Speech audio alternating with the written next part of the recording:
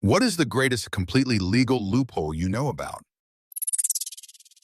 Story 1. That you can live in an RV lawfully. No more full-time job to pay for rent or mortgage. Work part-time for food and savings. Story 2. If you're in a state where radar detectors are illegal and get pulled over, unplug it before the officer gets to your car. Maybe not the greatest legal loophole, but I was late to the party, so I just contributed the only loophole left that wasn't already in the thread. Story 3. If a company donates money to your political party, your party can give that to you to use as a personal stipend, i.e. legal bribery that can be allotted to whoever the donor suggests. ALL, Premier Christy Clark in BC, Canada. Story 4. I work at an outdoor market and we serve beer. We get past the laws by selling a token that the beer stand next to us happens to trade for a beer. Then they bring the tokens to us and we give them money. Answer. A similar scheme happened at a brewery I used to frequent in Georgia. The state's laws were, and probably still are, really archaic weird about adult beverage. And one of them was that a brewery couldn't sell its own products on its own premises. They were, however, able to offer samples to anyone who paid for a tour of the brewery. In practice, this meant that hundreds of people showed up for their touring hours, where they had live music and bars offering samples everywhere. You paid $10 for the tour. There was a brewery employee who would point at the vats inside and tell you how fermentation works, and got a souvenir glass and 6 to 10 tasting tickets, which you could exchange for tastings. Normally, the tasting bartender would only fill the glass 13 to 12 full, but if you threw $1 or $2 in your tip jar, they'd top it off pretty much every time and you would have 6 beers for like 15. Fudge, I miss college. Story 5. When your pawn has moved 3 spaces forward and your opponent moves one of their pawns 2 spaces forward so that it's next to your pawn, under the assumption that this means you now can't take it, you can move your pawn diagonally behind theirs as if it had only moved 1 space forward and take it despite not moving to where the pawn actually was. Story 6. Not paying your utilities bill and getting shut off notices will let you avoid that $900. You don't have health insurance, penalty come tax time. Story 7. So most speed guns are used wrong. I knew a vascular surgeon who had worked on the Doppler technology used on the speed gun. He'd get tickets galore and once a year take them all to court, submit papers he'd written and published, and laugh when they got canceled. Basically, the gist of what I remember him saying was that speed guns need to be used at a 90-degree angle. They also need to be maintained every 2 weeks, don't work as well in the extreme cold, and are always minus 20 kilometers per hour. Story 8. One that is no longer in use. But I heard about it a long time ago and thought it was genius. During the 1970s, a Bulgarian human rights dissident was expelled from his home country to West Germany. He figured out his own private way to get back at Soviet communism. Once a month, he chose a dissident imprisoned in the Soviet Union and wrote him a personal letter. But before mailing it, he would take it to the post office and have it insured against it being opened or tampered with. The Soviet government naturally would intercept the letter, open it, and photocopy the contents. But because the letter was insured, they would have to pay the insurance award. If they didn't, they would be kicked out of the International Postal Union. The IPU let the Bulgarian dissident do this to a maximum of 1 time a month, so as to not harmful behavior the insurance system. So for years, this man would write a letter of support to an imprisoned human rights activist in the USSR, and 1 month later, he would receive a check from the USSR for a total of $400. Edit. Thank you and a shout out to UPI I2SK for tracking down the original story. My recall isn't perfect, and I got a few of the details wrong. Story 9. A relative found a loophole in our state law regarding speeding tickets. The specific section in the law stated that in order for a radar-based ticket to be valid, the state must, on request, show that the specific radar gun used was calibrated by an outside company to assure it was accurate, and the calibration must have been done within a specific time frame of the infraction, something like 1 year if I remember correctly. It turns out the calibration certification was quite expensive and charged per radar gun, so some counties would only have it done to 1 gun per year, and others wouldn't do it at all. Every time my relative got pulled over for speeding, he would go to court, cite this law, and wait. Every single time, the case was dismissed and the ticket cleared from his record. The law only related to radar guns, so as law enforcement switched over to laser, it stopped being effective. And of course, it wouldn't work if they paced you. However, it was perfectly effective for beating highway speed traps. And at the time, my relative was driving all over the state for work. Story 10. That guy who bought dollar coins from the US Mint for $1 each, so no extra charges. He bought them on an Air Miles credit card and used the physical coins bought to pay off his credit card at the bank. Unlimited Air Miles for as long as you can keep it up. If I remember correctly, he spent something like $4 million and was set with free flights for life. Edit, found it. Story 11. You can game the free voucher for voluntary bumping at most airlines by intentionally booking yourself on a busy earlier flight if you know that a less busy later flight will get you to your destination at a reasonable time. It requires some knowledge of the schedules, but there are predictable flights that tend to get overbooked all the time. I used to fly a Friday commuter shuttle every week. I could easily make my connecting flight if I took the 7 p.m. shuttle into DC, but I would book the 5:30 flight instead. Every week, I'd be the first one to jump up when they asked for volunteers. In 1 year, I accumulated enough vouchers and free round-trip tickets to take my kids with me to Hawaii twice. Best of all, I'd always ask for and receive meal vouchers. So I got to eat dinner for free while I waited for the flight I actually would have booked anyway. It pissed off some of the gate agents, but what could they do? They needed those seats. Story 12. In France, it takes just a single form to become a registered telecom operator. The wholesale market is regulated, so you can get your own DSL link through a bitstream aggregator without laying a single cable. Getting IP ranges can be cheap, but the safest way is to go to RIPE and pay $2K sign-up, then 1,4 KYR. Now, if there's any warrant regarding your IP addresses, you'd have to answer yourself. And darn, that's the free hotspot VPN you once offered to some anonymous bar acquaintance. Well, it's easier to go with hotspot. No more MPA ahead OP harassment and reasonable time to clean up your mess for other motives. Story 13. Not really a loophole, but if you are employed as game designer, sound engineer, video editor, director, etc., you can claim a lot of your entertainment in taxes as work-related costs. Also all the hardware. This isn't loophole as such since there is legitimate reasons to buy Blu-rays, latest games, large screen, TVS, etc. for work, but if you just happen to need a new TV and you happen to work from home, there is a loophole. A deathbed confession is the ultimate last-minute loophole in many belief systems. It's fascinating how the concept of a lifelong moral compass can be balanced against a single moment of regret. While it seems like a shortcut, it's a theme that has sparked endless philosophical debates about justice and redemption throughout history. Story 14. Tax loss selling. I was working for a wealth management firm in Canada in November 2015 when Justin Trudeau became the Prime Minister. His campaign was largely centered around cutting taxes on the middle class and raising them on the upper class. All of our clients were very wealthy and impacted by the tax changes. Any capital gains on investments in Canada are subject to taxation. We spent the next couple of months engaging in tax loss selling, which essentially means selling off any securities, stocks, bonds, etc., where the client had a capital loss. This offsets any capital gains that would have otherwise been taxed and gets rid of offshoot investments that didn't work out. If a client had $50,000 in capital gains, $50,000 or $25,000 of that gain is subject to tax.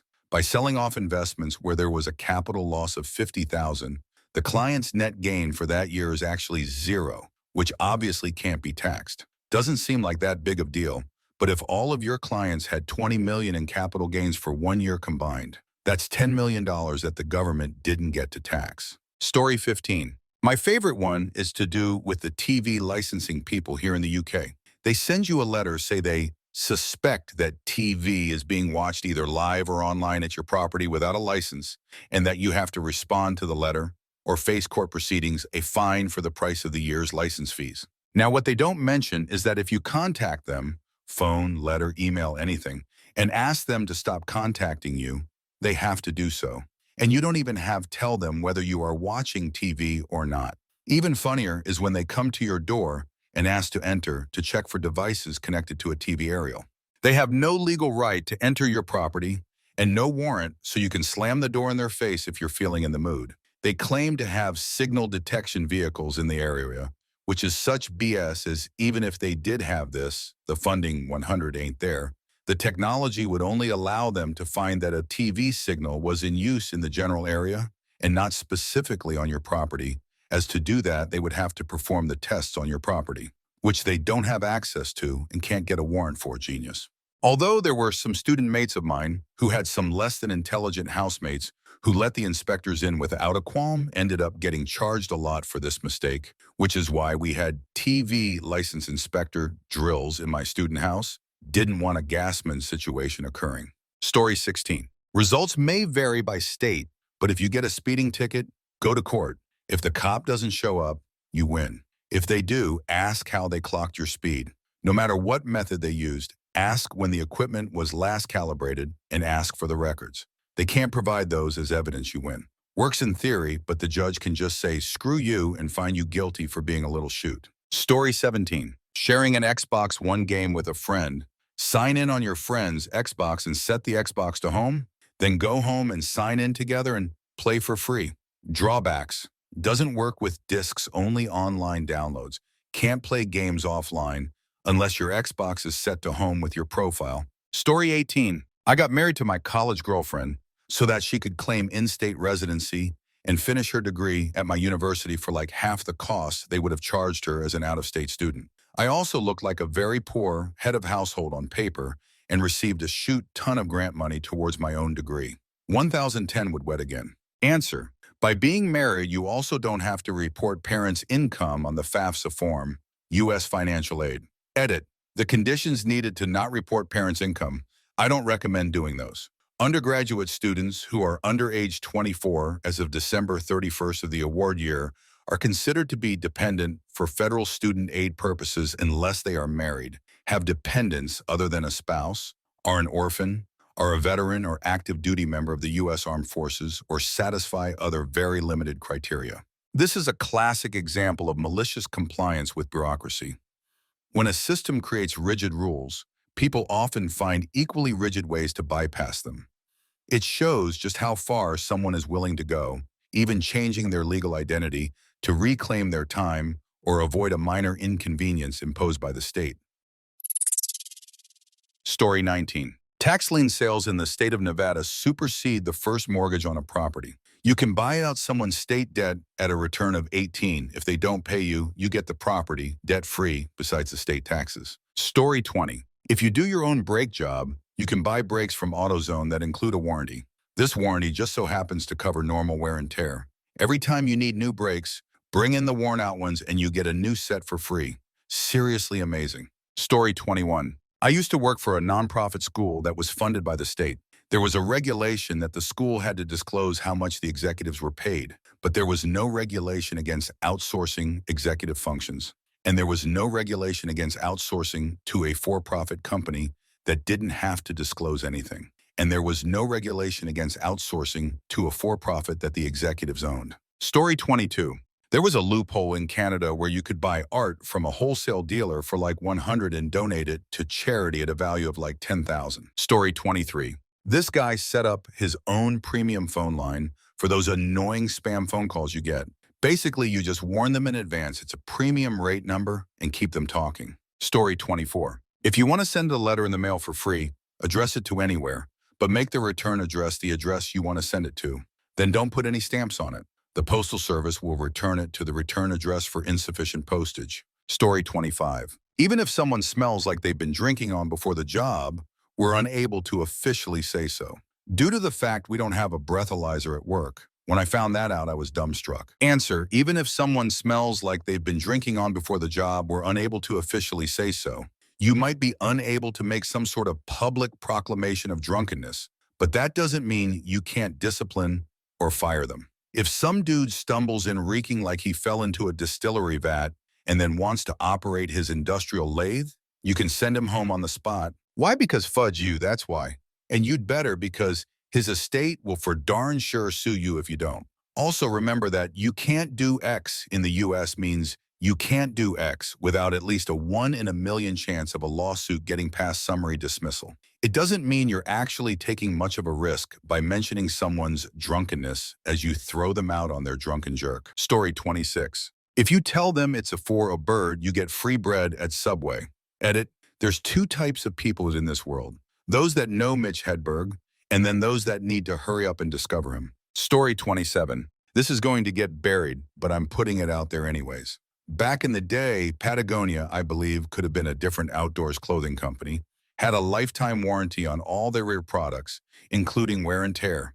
This warranty also transferred to new owners upon sale. However, a lot of people didn't know this. My cousin's high school friends would all check eBay, Goodwill, etc.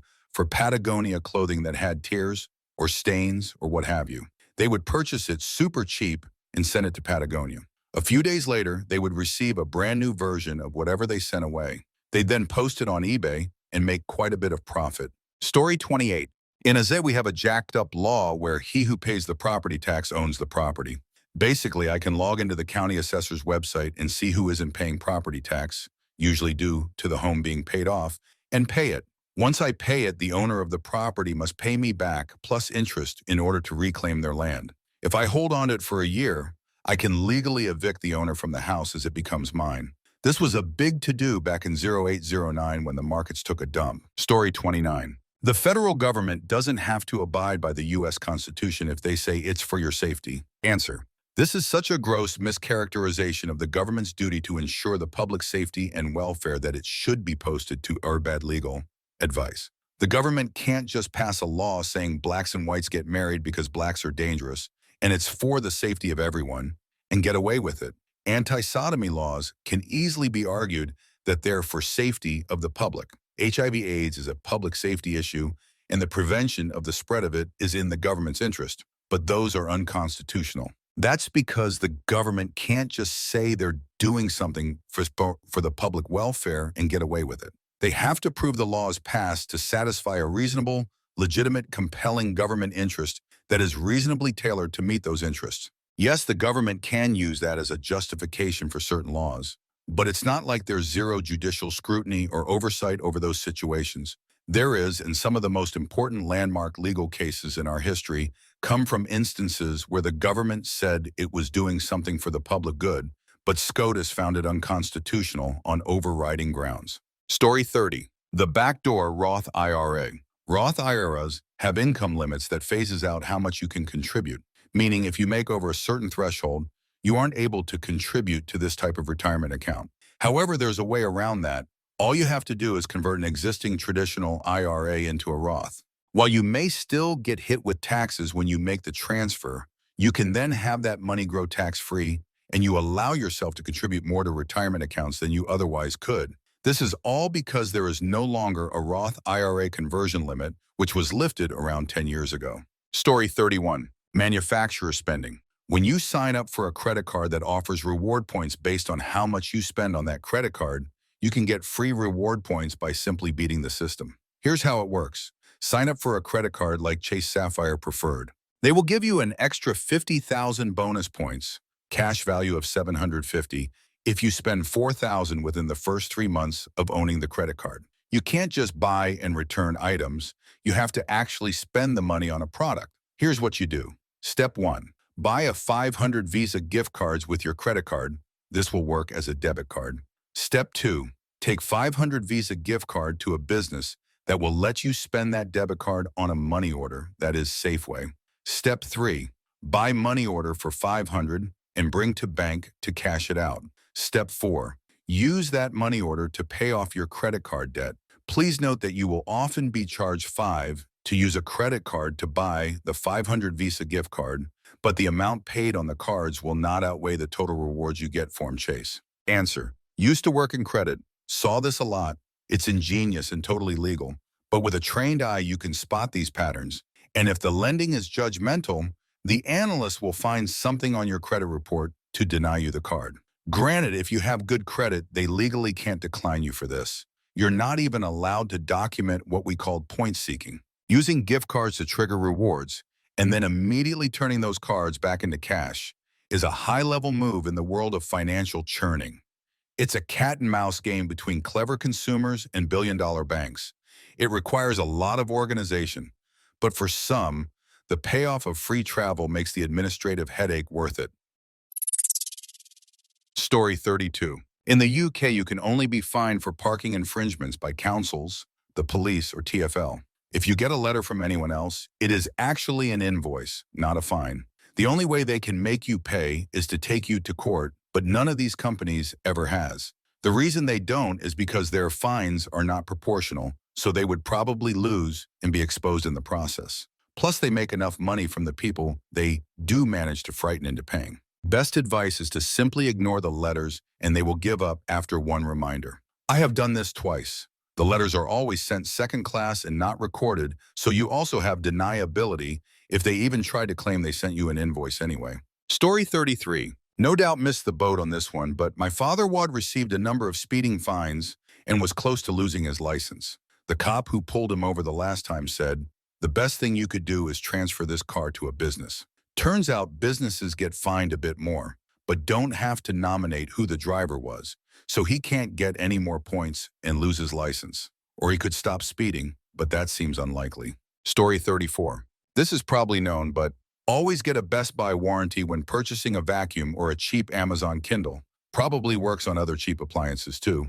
I bought a vacuum at Best Buy 8 years ago and put a 2-year Best Buy warranty on it. It broke before the 2 years were up, and I took it in for warranty. They don't repair vacuums at BYOB. They just rolled it behind the counter and said, "Go pick a new one," newer model year. Grabbed a new one, and they swapped it out and gave me another 2-year warranty. When that warranty was about to expire, I just took it, wasn't broken, in for warranty, and told them it had broken. They rolled it behind the counter, and I picked out a new one, and they again reset the 2-year warranty. I've done this for the past 8 years and haven't paid for a vacuum since 2009, always getting the newer model from the previous year or so. This has also worked for the Kindle Fires that I purchased for my kids. They don't repair them anymore. They just swap them for new ones and reset the warranty. I bought my kids the cheap Kindles 3 years ago and have took them in for various broken reasons, and they just swap them and reset the warranty. I do this when the warranty is about to run out, even if it's not broken, and they just hand me a new one and give me a new Best Buy warranty. I also do this when they come out with a new Kindle model. I take them with the battery dead. They don't bother waiting for them to charge to turn them on. Other workers just don't bother turning them on. Random screen flickering excuse works. They just say, "Go grab another one." I'll never have to pay for another vacuum. Story 35. In my hometown, it is illegal to walk a goat across the town commons, just a weird old blue law. However, when you're registering your goat with the town, you can classify it under sheep flock livestock, supposing you also have at least one sheep. This means that legally speaking, my goat would be a sheep and legal to walk across the town commons. Story 36. Want to live in Europe without a visa or legal rights to do so? Do you want to work in a highly paid European country, but don't want to bother with getting a visa? Got to Svalbard in Norway.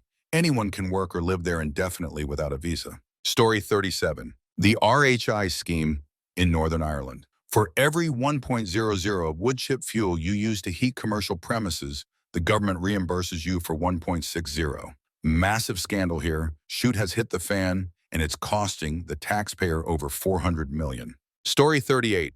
Stocks will sometimes do what's called a reverse split when they want to artificially increase the price. Basically, they just convert every 10 shares selling for 1 into a single share selling for 10. If you had only 1 share before the split, afterwards you would have 110 of the new share. Most of the time, the company will just give you the cash equivalent, 1, but sometimes they'll just round you up to the nearest whole share. The trick is when they announce a reverse split, you buy a single share before the split happens, then sell your new more expensive share after the split. I've done 4 times in the last 6 weeks, making between $3 and $15 each time. Examples here and here. Story 39. If you have a tribal membership card to any federally recognized Native American tribe, you're exempt from Obamacare's individual mandate. The requirements for membership are set by the individual tribes, and some of them are really lax. If you have one ancestor several generations back who was on the tribal rolls, they'll let you in. Answer: this makes you exempt from paying the penalty, but you're still without health insurance. And this only works for Native Americans. It's still good to know, and I try to tell everyone I work at a tribal clinic, as even some natives aren't aware of this exemption. Also, if you are enrolled in a federally recognized tribe, you can also get free health care at tribal clinics across the country, which definitely helps if you don't have health insurance. Some have more services than others. Ours is just a basic general practice clinic. Some have pharmacies, dentists, therapists, and more services, all free to tribal members. Story 40. At KFC, You can get a 3-piece chicken strip combo with one side and a drink for $5.69 plus tax, obviously. Or you can get a 5 fill-up box with 3 chicken strips, 2 sides, a biscuit, a cookie, and a drink. So you get an extra side, a biscuit, and a cookie while spending 69 cents less. Story 41. This isn't really a legal loophole, I just find it interesting. And it is a loophole of sorts. Where I work, you can't buy lottery tickets with credit card. However, you can buy lottery tickets with a gift card that you pay for with a credit card. Story 42. This one is relevant to building permits issued in my hometown, so it probably won't be relevant everywhere. My dad figured out that adding a deck to your home is considered an improvement and needs a permit and building inspections to complete. However, a freestanding deck that in no way attaches to the house doesn't require one, since a deck doesn't meet the definition of a building. So my dad built a deck where it rests up against the house, but isn't attached to it.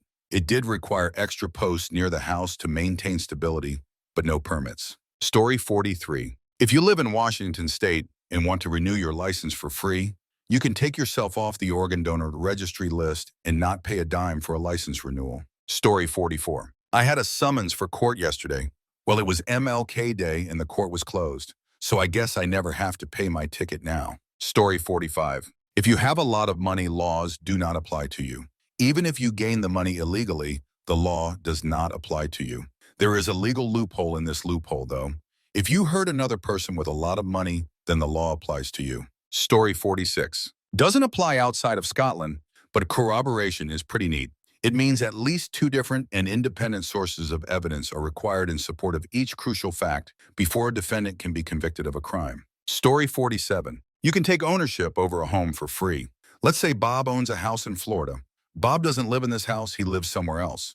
Frank sees Bob's house, sees that no one is living in the house, and sees that Bob doesn't come around the house at all. Frank moves into Bob's house without Bob knowing. Frank lives there for 7 years. Frank now owns the house. There's some law that states if the house is abandoned, in this case Bob has abandoned his property, and you move in and no one challenges you to ownership of the property, you now own that property. I saw this on Reddit, by the way. I think some guy in Texas did this. He moved into a really nice house in a really rich neighborhood, and the neighborhood had a fudge fit over it. They tried to get him to move out because he had legal rights to the house, and he didn't pay a dime for it. They said it brought down the value of the houses in the neighborhood, supposedly. Story 48. This has been corrected, but in Nebraska they have a safe haven law where you can drop off a kid at any hospital and leave it, free from any legal issues. The law was meant for newborns, but they didn't put any age in the law, so people were driving in from all over the USA and dropping off their teens. Story 49. Until sometime in 2011, you could buy dollar coins from the US Mint website for face value and have them shipped to you for free. Get a credit card with a high enough credit limit, say $10,000. Buy $10,000 coins for $10K, take them to the bank, put them in your account, and pay your credit card and earn rewards points. People were racking up enough points for a few years' worth of vacations just by waiting for the mail and driving to the bank a few times a month. Story 50. That really rich dude who opened his own cab company that has a single car, allowing him to use the bus lane and avoid traffic. Story 51. Right to repair.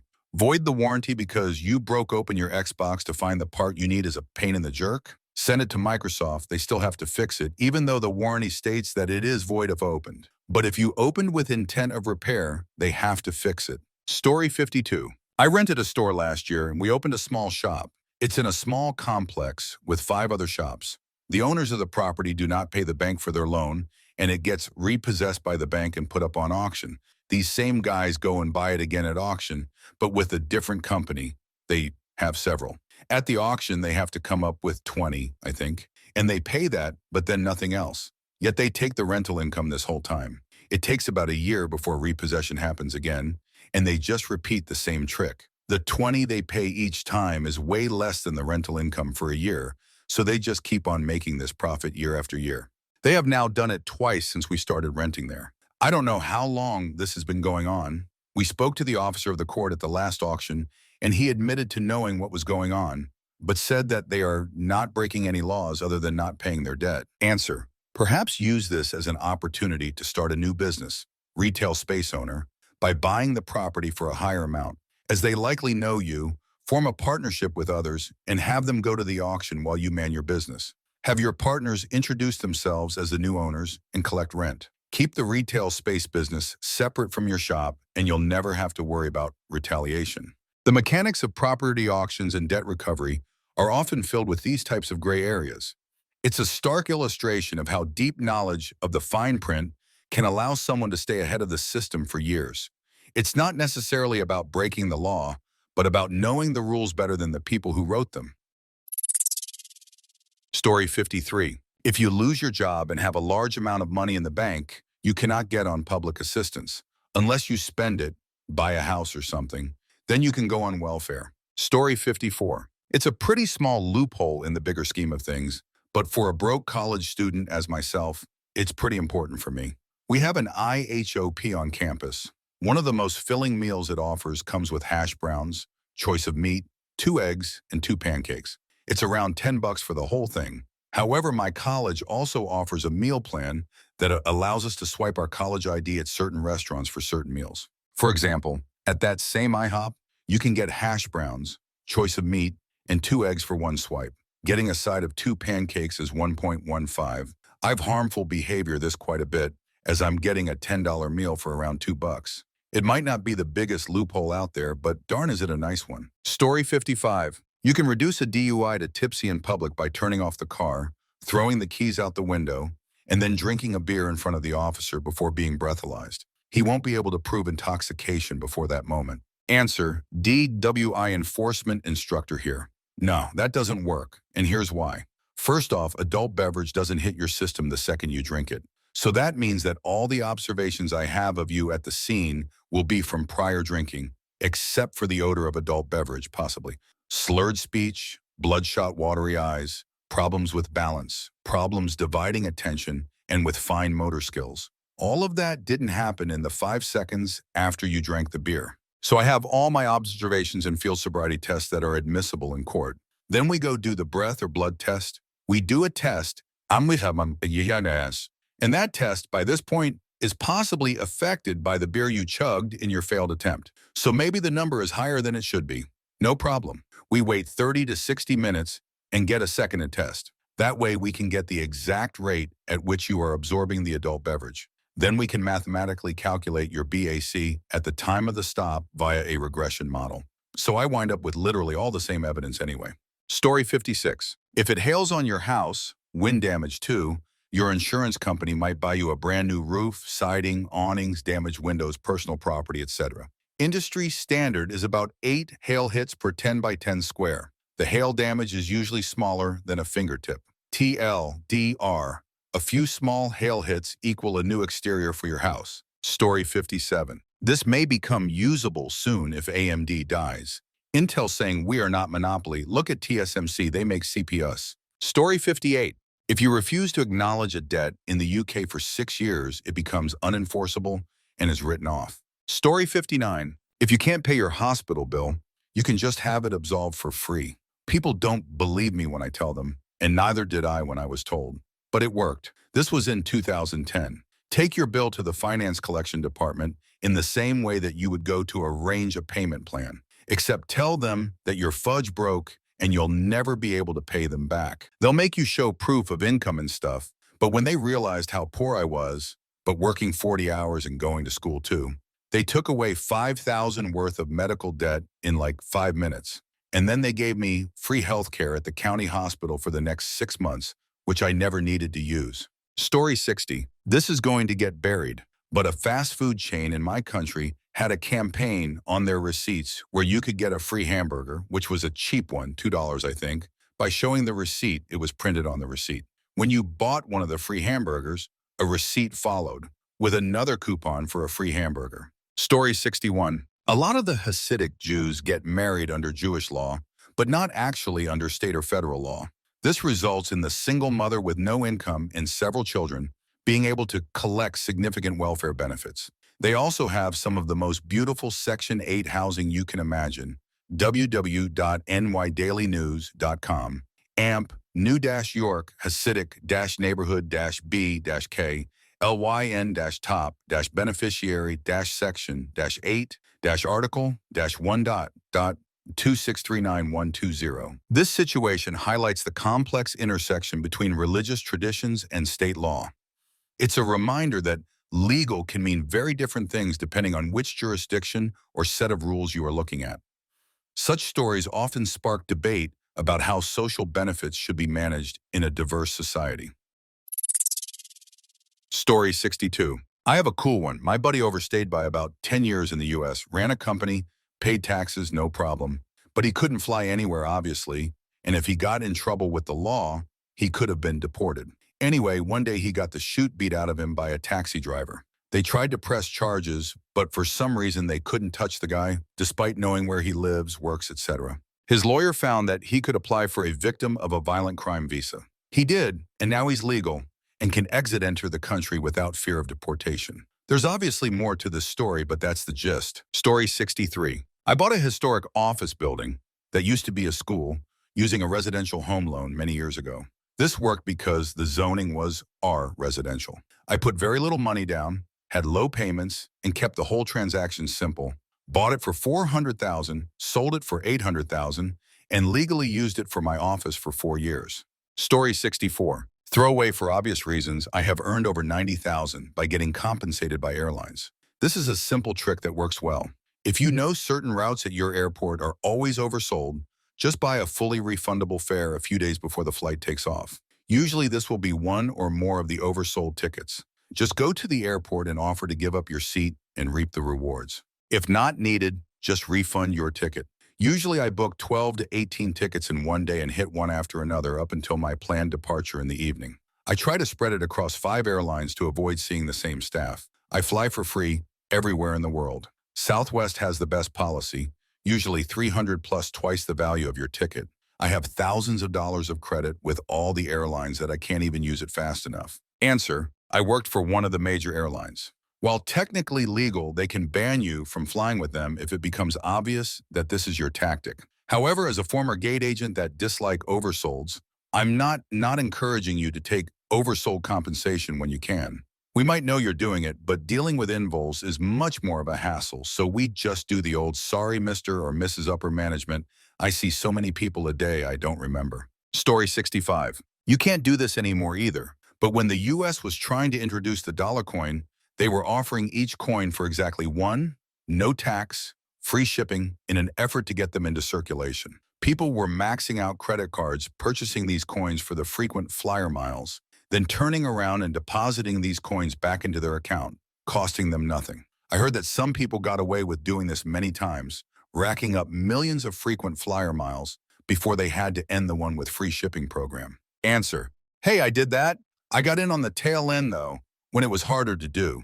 Credit card companies were starting to consider buying the coins as a cash advance so they wouldn't have to pay rewards on them. Also, availability to buy coins was becoming more and more difficult. The mint was limiting how much you could buy under your account, so you had to do it under guest accounts to get more. For some reason, if you bought it under a guest account, the postman didn't have to get a signature, so they left this heavy box of coins on your doorstep, and if it got stolen, all your profit would be gone. Plus, fucking tellers at the bank were always suspicious and asking why you were depositing so much coin. I made up a lie that a former friend I had lent a lot of money to was begrudgingly paying me back in dollar coins.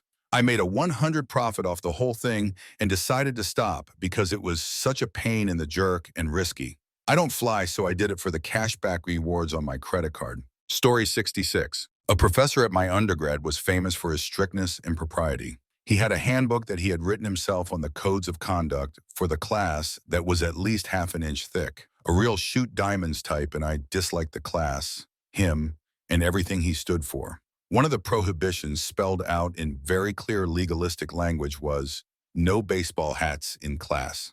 I observed that rule to the very letter. Every day that term I wore a sombrero. Story 67. Firstly, I live in a state where you can legally turn right on red. There are certain intersections in town, mainly in the more populated areas, where it is entirely possible to get through a red light by turning right, then making a legal U-turn, then turning right again. If it's timed right, it works like a charm. Otherwise, you're stuck sitting at a red light anyway. Story 68. This one is also expired. Next door neighbor was driving in an unsafe manner and destroyed a deer. Car was totaled. Police cited her for driving way too fast in the town to have caused such damage, and she feared her insurance would go up. So she fought the ticket and immediately started the process of finding a new insurance company. When they asked if she had been found guilty of XYZ, the answer was no, because the ticket was still in the system. Of course, she was eventually found guilty, but she got at least a year's worth of lower car insurance rated because of it.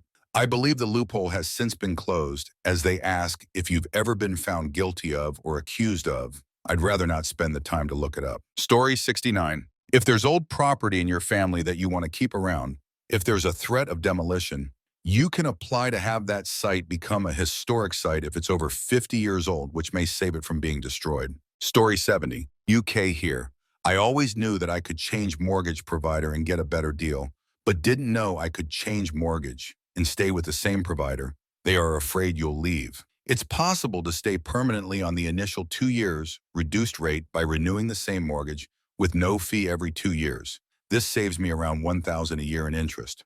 There's also a 90-day window where you can make unlimited repayments at this time, so no point in taking an overpayment mortgage with a higher interest rate. TLDR, keep your mortgage permanently rock bottom interest, save money and pay off lump sums every 2 years with no penalty. Story 71. A German company should have paid $128 million to the government. They transferred the company to another mother company, moved everything into the mother company by doing some restructurizing, and then deleted the old company. No money could be collected. It was in the news under the name Wurstelka. Story 72. In Domino's Pizza, it's cheaper to make your own pizza with double pepperoni than to order a pepperoni passion, in Ireland at least. Story 73. Not so much legal as a nice loophole. Many Serta mattresses, others may too, have a 10-year warranty against losing their shape. I know that Sam's Club will give you a refund in cash of $100 the purchase price with a receipt, no questions asked. Again, other places may too. I'm on my third mattress where I return the old one and pay a little more for the next nicer model.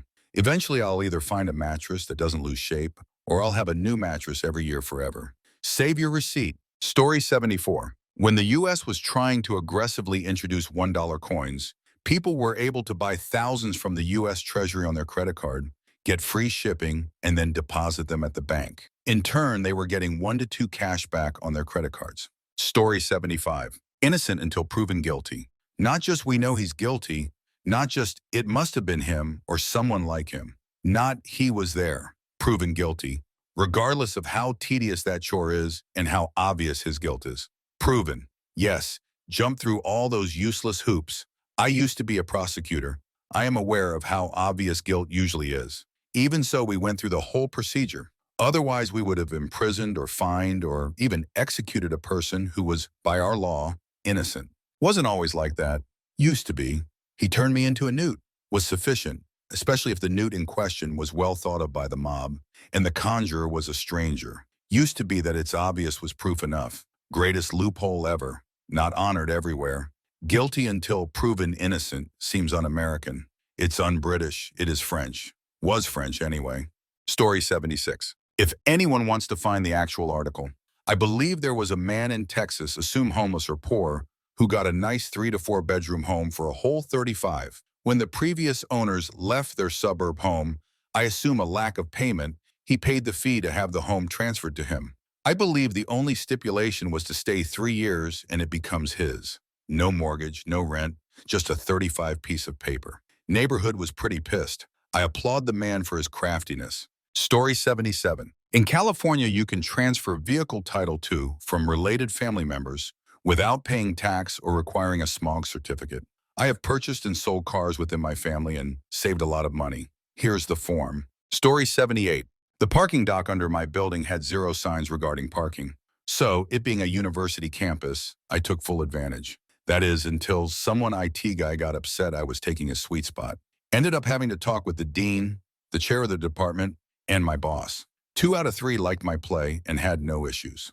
Story 79. My dad is a lawyer and said that one day when he was out smoking, one of the other lawyers was talking to the police about his car parked in a handicapped zone, even though he wasn't handicapped. He didn't have to pay any fines because apparently if there was no sign saying it was a handicapped zone nearby, then it wasn't and you could legally park there. I don't know if this still exists, but yay. Story 80. Ferens versus John Deere. A plaintiff that had a tractor accident in one state waited until after the statute of limitations had passed to go seek legal counsel. Most lawyers would have given up. Instead, this genius son of a meanie filed the lawsuit in a different state that had more permissive statute of limitations laws, then filed a motion to transfer the case back to the plaintiff's home state for the convenience of the parties involved. Motion granted.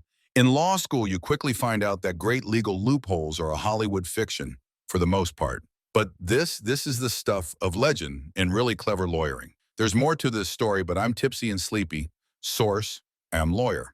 Answer, the majority of states have borrowing statutes designed to prevent exactly this type of forum shopping. There are a few different types of borrowing statutes, but one common type provides that if an out-of-state plaintiff sues in a state with such a borrowing statute, the claim is time-barred unless it satisfies the statute of limitations for both the state in which the lawsuit is brought, as well as the state in which the claim accrued, assuming the claim accrued in a different state. Story 81. If you lose the last points on your license in NSW and overpay the fine, say by check or money order, they will send you a refund.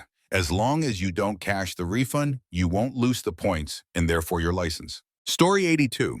In Canada, at all food outlets, anything under 4 before tax is only charged the federal portion of the HST, which is just 5. Anything 4.00 and over is charged the full 13. So if your order is $3.99 before tax and you want to add something, you are better to just pay for that order and do separate orders to keep each transaction at $3.99 or below before tax. You can save 8 if you split your orders up.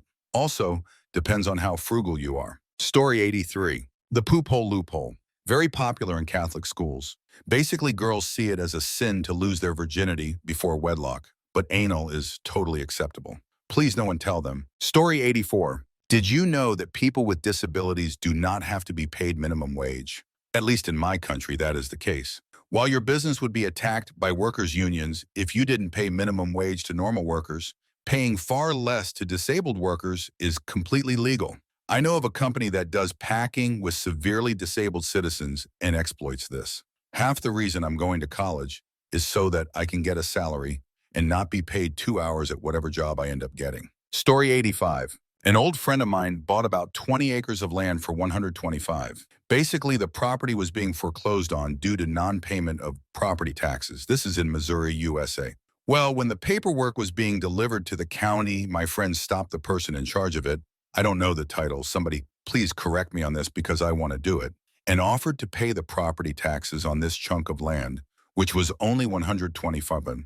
The law here is the people who own the land have 1 year to pay you back for the loan plus interest, or the land becomes yours. However, you are under no obligation to tell the owners that they technically own the land still. But seriously, I barely understood what he was talking about. If somebody could fill in the details that knows, I have money to burn. Story 86. Suing telemarketers. A lot of people don't know that telemarketers break a lot of laws because pretty much no one calls them out on it or threatens to sue. Here, is a write-up someone did on it with sources. Story 87. In my part of the U.S., it is legal to purchase fireworks, but illegal to actually use them. Around the holidays when all the fireworks tents go up, they make you sign a disclaimer that you are going to utilize the fireworks to scare off birds. I have been told that farmers use this method on their fields. Story 88. This was one that I was rather proud of, but which wouldn't specifically help others. The more general loophole is thoroughly read everything you sign, especially your apartment lease. I'm looking to move out of my apartment a month before my current lease term ends. The original lease stated that moving out early would incur a penalty fee of $1,055. Now, $1,055 also happened to be my monthly rent when I first moved in, but nowhere did it say that the penalty fee would be equal to my monthly rent. I've lived here for several years now and have signed annual amendments to the lease renewing my term. My rent has increased each year and is now $1,500. When I put in the notice to move out early, acknowledging that I would pay a $1,055 fee, the leasing office called to correct me. After some back and forth for the next week, the apartment management company called me to let me know they would honor the $1,055 amount. I was the first person to have found that particular loophole, and I'm guessing someone is kicking themselves for not mentioning that the fee should be equal to 1 month's rent. Story 89. Not as deep, but ordering a triple steak burger from Steak Shake, 3.99 value menu with fries, then ask for it on sourdough bread and add Frisco sauce. Boom, triple Frisco burger and fries for less than a Frisco melt. Story 90. Worked at a restaurant where we had a promotion during the holidays. If you bought a 25 gift card, you get a 5 gift card as well as a bottle of sauce. I bought a ton of gift cards with my own money. I got the extra 5 gift cards and bottles. Sold the bottles of sauce for cheap on a local garage sale site. They retail for 8 from the restaurant. I also use the gift cards on all of my cash tables. Customer pays with cash. I use the gift cards to close out their check and use the cash to pay myself back for the gift cards.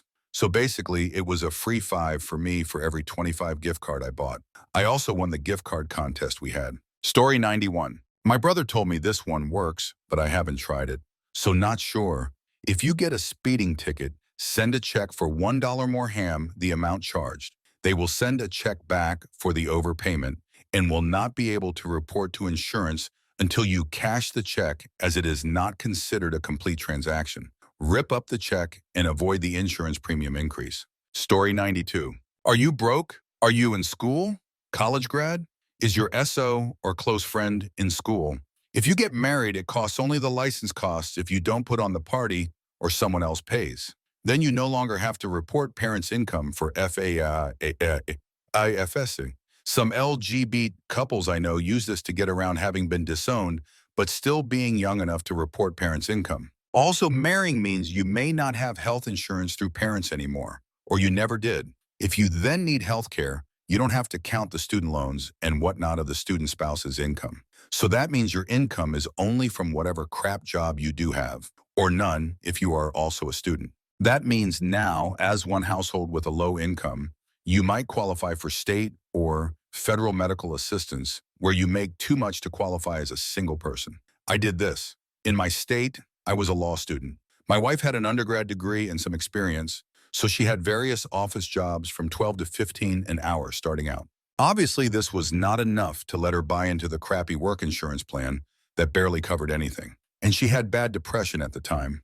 I was lucky enough one semester to take a seminar on poverty law, where one learned about how to get different social assistance programs and legal help for indigent or low-income clients. Through that, I learned that the Medicaid expansion on income meant my wife could qualify income-wise for free health care if we got married. And she really needed it now. We had a very spur-of-the-moment wedding. Never told our families why it was so fast, though. Also, you get a pretty huge tax refund as a poor head of household, while the combination of that income plus student money lets you live to an okay standard. We had a small apartment right in the city, pets, decent and adequate food and clothes, a car about 5 years old, Netflix and movie discount cards, and weekly treats for ourselves. Then I immediately consolidated our student loans on my graduation, and we both applied for income-based repayment. It's worked okay. Since we now both work because I passed the bar exam, we both have to pay some money but are still able to raise our standard of living as we get more income. And I can write off bar association dues and costs of continuing classes on the taxes. Story 93. Seniors' Day discounts are very exploitable when you have a senior that can go into a store with your money. Story 94. So me and my roommate both have Xbox Ones and play a lot of the same games. Besides having to both pay $60 for a game, we both set the other's Xbox as our home Xbox and continue to sign in and play on our own Xbox. So when one of us buys a game, it automatically downloads on the other. Also, gold is shared. Story 95. The married filing separately status. Hear me out. My wife has a large student loan balance that was consolidated 6 or 7 years ago during the Obama stimulus days. As such, her loan balance qualifies for public service loan forgiveness. She works in healthcare at a nonprofit, so her job qualifies. Her loan payments are income-based, meaning they are a percentage of her income that is above 150 of the poverty line. When you get married, you can file joint returns, reaping some significant tax savings. Unfortunately, combining her income with mine would almost quadruple her monthly student loan payment. Thus, we file married filing separately. Only her income is used to determine her payment. As a result, her payments don't even cover all the interest, and a small amount is capitalized at the end of the year. In a couple years, however, the entirety of her loan balance will be written off, courtesy of you, the taxpayers. And the kicker? We now have a child together. IRS rules state that only one spouse can claim the child exemption. Guess who's going to claim it and drive her income even lower? Thanks, Obama. Story 96. Don't drink and drive. But in the state of Hawaii, it was ruled by the highest court that a citizen cannot be instantly declared the same as a guilty plea for refusing a breathalyzer. The court ruled that refusing an admission of guilt cannot be used to strip away citizen rights. You can lose your license for 6 months, that's through the DMV. But as far as the mess of a DUI, you can refuse and gamble that by the time they have a judge sign a paper to stick a needle in your arm for a proper test, you've sobered up enough to avoid charges. Story 97. Here in Costa Rica, it's quite hard for foreigners to get a work visa or residency. However, it's very easy to enter the country as a tourist. The only requirement for tourists is that they can't be here for more than 3 months. So instead of going through the whole process of getting a work visa, at least 80 of the people I know here with foreign blood simply drive up to the Nicaraguan border and come back every 3 months, allowing them to become what is known as a perpetual tourist. I know some people that have been exploiting that loophole completely legally for about a decade. Answer: most countries, and I would be very surprised if Costa Rica was not one of them, attempt to close this loophole by limiting the number of tourist visas you can get in a certain period. Like for Turkey, if I remember correctly, it's no more than 90 days in 180 days. Meaning if you got a 3-month visa, then left, you would have to wait another 3 months to get a new tourist visa. Also, most places charge a good amount for tourist visas depending on where you're from, so it's not perfectly foolproof even if you circumvent that rule. Story 98. When George Washington lived in Pennsylvania, buying slaves was illegal in the state. However, owning was not, but only for a small period of time per the Gradual Abolition Act of 1780, which said that any slave who entered Pennsylvania with an owner and lived in the state for longer than 6 months would be set free after that time. Rather than buy all new slaves after 6 months, he would send them to the Mount Vernon estate in Virginia with his wife, and after a day, they would return and the clock would start over again. Obviously not legal now, but a legal loophole then, and completely secret from anyone but the Washingtons and their legal advisor. This historical example proves that people have been hunting for legal loopholes for centuries. It's a grim look at how language and specific dates were used to navigate around massive shifts in human rights. It shows that the law isn't always a reflection of morality, but rather a set of technicalities that can be manipulated. Story 99. I know that a lot of law enforcement agencies the world over have trouble getting the perpetrator if they have an identical twin who is willing to also say they did it. People have walked free because of it. Answer: not just identical twins, but people with the same name. A friend of mine borrowed his son's car and got caught speeding. Both him and his son have the same first name, middle name, and surname. They sent the fine to his son, who said he wasn't driving, but his dad was. So they resent the fine to his dad, but when his dad tried to pay, they couldn't process it because of confusion over the name. They have been trying to pay the fine for a couple of months now and have explained the problem, but the people issuing the fine keep screwing up. To make matters even worse, the grandfather also has the same name, and now he's been sent the fine. They aren't even trying to avoid paying. Story 100. Back when I was on Sprint, you could add insurance onto your plan at any time, even after the 1-month deadline, and with a phone that's malfunctioning broken. You get another Sprint phone's ESN that's not tied to an account. That is old phone that's not used by you or a friend. Do a switch online with the ESN, call up Sprint to add on the insurance as they see it as a brand new phone, then switch back to your broken phone. Bring it in store and get your phone repaired for nothing or a much reduced cost depending on the issue. After you get your phone swapped or fixed, cancel the insurance. Story 101. Patrons age 18 to 20 in many states can be served adult beverage at a bar or venue if A, the vendor permits, and B, is in the presence of a parent guardian. Most vendors still restrict the age to absolutely 21, but some do not. Story 102. Not a great loophole, but in Ontario, Ottawa specifically, if you jaywalk, the fine is cheaper, provincial, if you do it outside the painted white lines. If you jaywalk in the white lines, it is a municipal fine, and that's more pricier. Jaywalk ignoring the stop caution lights at intersection while being a pedestrian. Story 103. This cop told someone that I knew that if someone broke into your house, you could eliminate them as opposed to injuring them to avoid an excessive force lawsuit. If they're dead, it's your word against his and he's dead, and you're the victim. Story 104. I am rather partial to being able to be elected president without having to release any of my taxes or verifiable financial information. Story 105. This is on a much smaller scale than most things presented here, but I'm proud of it. My senior year in high school in Texas, 2002 to 2003, my friends and I found out that if you have too many absences, you had to make up for it during Saturday school. Well, it turns out that Saturday school is only half a day, and it makes up for 3 absences. So me and 3 other friends would constantly skip school. We didn't do sports, so we had all our credits anyway, well before end of the year. And then on Friday nights have a LAN party and play Warcraft 3 or Star Wars Galaxies all night. The next morning, tired as hell, we'd drive to Saturday school and just kind of sit and stare doze off for about 4 hours and have our absences erased. Answer. When I was in high school, our school tried using this tardy tracker system, which was full of such loopholes. Eventually, we realized that being 3 minutes late was marked the same as being up to 45 minutes late.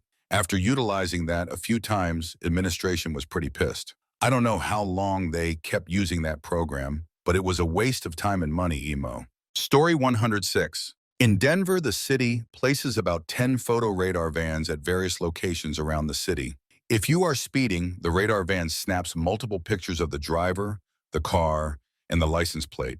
A few weeks later, a ticket arrives in the mail with the pictures and a 40 fine, 80 if in a work zone. However, there is a beautiful little clause at the bottom of the ticket that says, if you are not the person pictured in the violation notice, you may sign and mail in the not pictured driver affidavit located on the back of your notice of violation or penalty assessment notice. You must submit a legible, clear photocopy of your driver's license with the not pictured driver affidavit. The affidavit and supporting documentation will be reviewed by a Denver Police Department employee, and a determination will be made regarding the identity of the actual driver. If further information is required, you may be contacted by the Photo Enforcement Unit.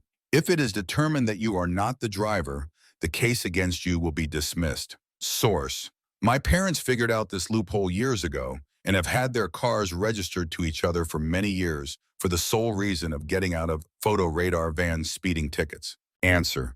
Similar to California, where we have red light cameras all over the place. The ticket is mailed to the registered owner of the vehicle, and if it is not you, you can contest the ticket by saying, it's not me driving the car, and you're released from paying the fine.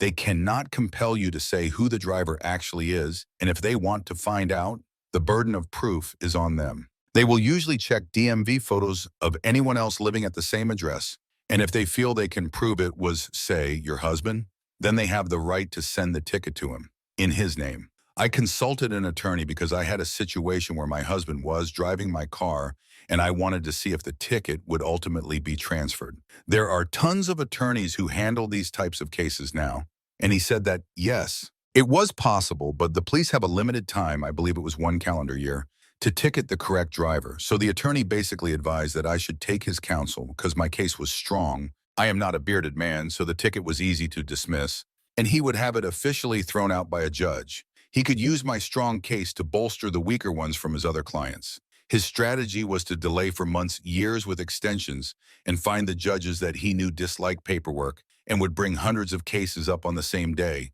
knowing the judge would only listen to the first 3 to 5, then sign off on the rest. Since I was bringing value to his other clients, the fee was nominal, $40, and he guaranteed that I'd be dismissed, and if the state ever wrote a ticket to my husband, he'd handle that case for free and guaranteed it would be dismissed as well. For $40, it was worth hedging my bet, since the ticket was $250 for making a right turn on a red light, which was newly installed in this location. For the past 15 years, it was legal, and the camera sign went up with no grace period. The attorney also advised that I transfer my DMV registration to a post office box because you cannot send a legal summons to a P.O. box, so any future camera tickets would have to be thrown out based on the lack of physical address. If the state really wants to get you for something, they can do some fancy footwork and get your physical address, but in reality, they rarely do.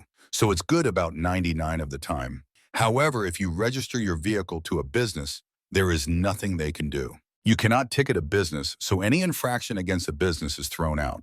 This obviously only applies to automated ticketing via cameras, etc. If you're pulled over by a policeman, you will have given your driver's license and identified yourself, so the registration of the vehicle is moot. Story 107. At the hostel where I used to live, you weren't allowed visitors after 11 p.m., so I used to make my friend leave for an hour and let him back in at midnight.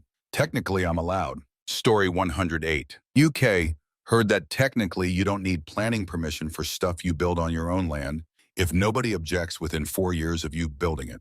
Someone stacked hay bales ridiculously high, shielding his property from view, then built a fudge castle behind it.